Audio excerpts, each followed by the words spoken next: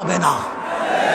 আজ যারা শেখ সাহেবের মোহাব্বত করতেছেন, ভালোবাসতেছেন, আমি প্রশ্ন করতে চাই, তিনি যখন 15 আগস্টের পরে 36 ঘন্টা বসেছিলেন, এই নেতারা কোথায় ছিলেন?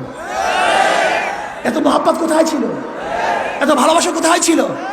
হ্যাঁ, মাননীয় প্রধানমন্ত্রী এই কথা বারবার বলেন, আজও সেই প্রশ্নের জবাব পাই না যে আমার বাবা পড়েছিল, অথচ এত বড় দল, এত সংগঠন, এত কর্মী, কিন্তু তাকে দেখার মতো কেউ ছিল না। শেখ সাহেব পড়েছিল আর আপনারা তখন ক্ষমতার ভাগাভাগি নিয়ে ব্যস্ত ছিলেন।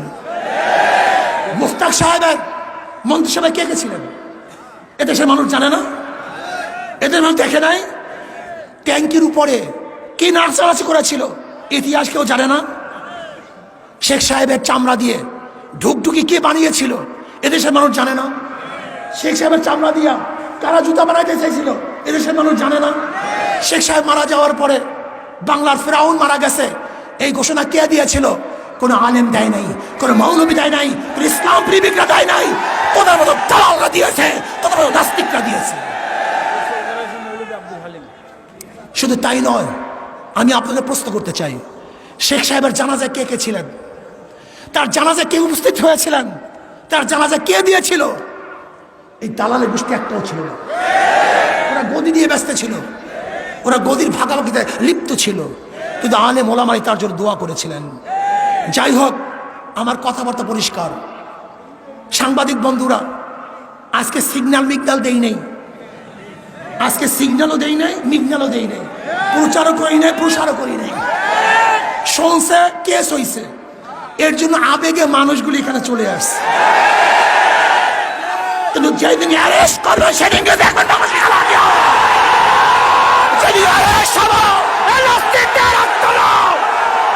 এই বাংলায় রাখবো না।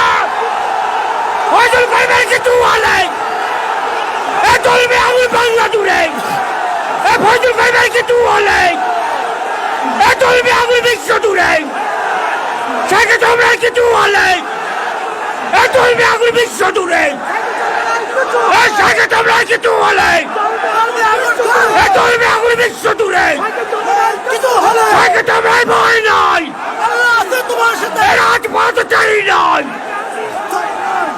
শোনেন, আমাদেরকে জেলের ভয় দেখে কোনো লাভ নেই।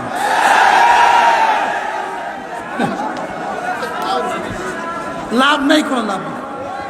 কেন? এনার আত্মজীবন পড়েছে, সাহস হয়েছে, জীবনে বহু জেল কেটেছেন, কথা ঠিক না?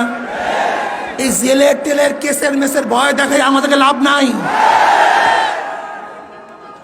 যদি অন্যায় করে থাকি জেলে দেন, আপত্তি নাই, কিন্তু অন্যায় যদি না করি আর জেলে ঢুকবার দুঃসাহস দেখান, তাহলে বাংলাদেশের জনগণ ইনশাআল্লাহ সেই দুঃসাহস আঘাত করবে,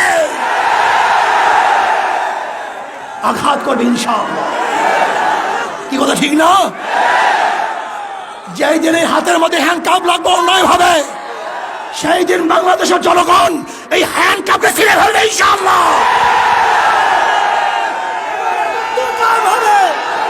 ইসলামী হুকুমত কায়েম হবে,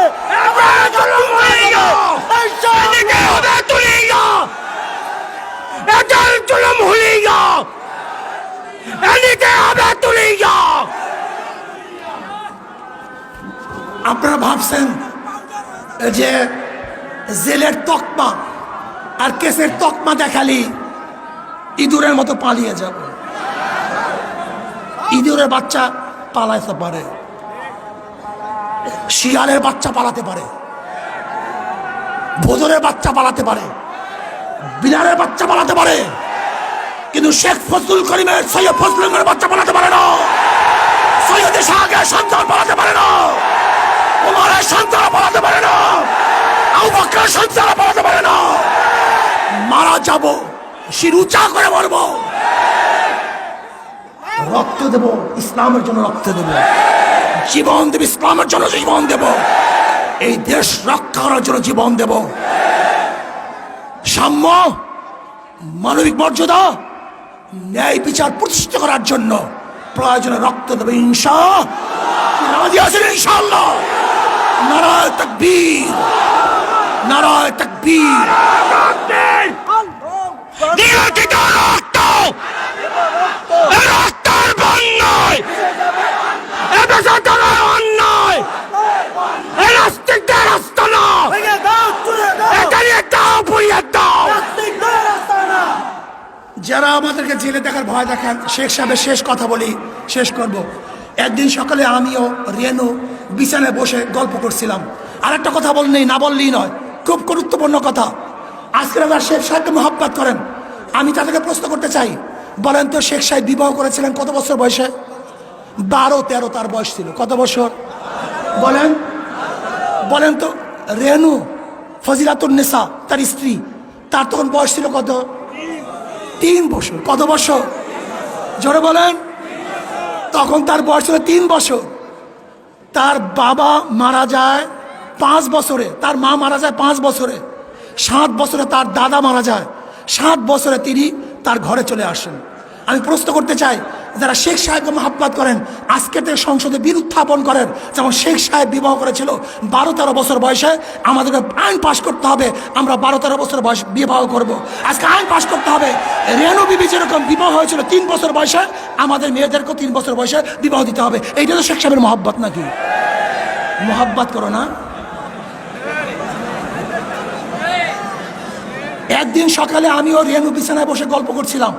হাসুও কামার নিচে খেলছিল। হাসু মাঝে মাঝে খেলা ফেলে আমার কাছে আসে, আর আব্বা আব্বা বলে ডাকে। কামাল চেয়ে থাকে। এক সময় কামাল হাসুরিকে বলছে, হাসু আপা তোমার আব্বাকে কি আমি একটু আব্বা বলি? আমি আর রেনু দুজনেই শুনলাম। আস্তে আস্তে বিছানা থেকে উঠে যে ওকে কোলে নিয়ে বললাম, আমিও তোমার আব্বা। কামাল আমার কাছে আসতে চাইতো না, আজ গলা ধরে পড়েই রইল। বুঝতে পারলাম এখন আর ও সহ্য করতে পারছে না। নিজের ছেলে অনেক দিন না দেখলে ভুলে যায়। আমি যখন জেলে যাই তখন ওর বয়স মাত্র কয়েক মাস।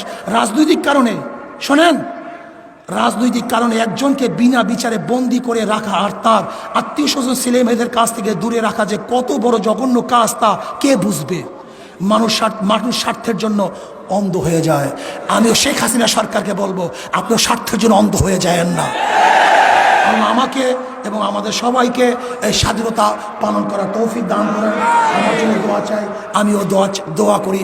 সজাগ থাকতে হবে, চৌকান্না থাকতে হবে। ডাক পড়ার সাথে সাথে গোটা বাংলাদেশকে অবরুদ্ধ করতে হবে।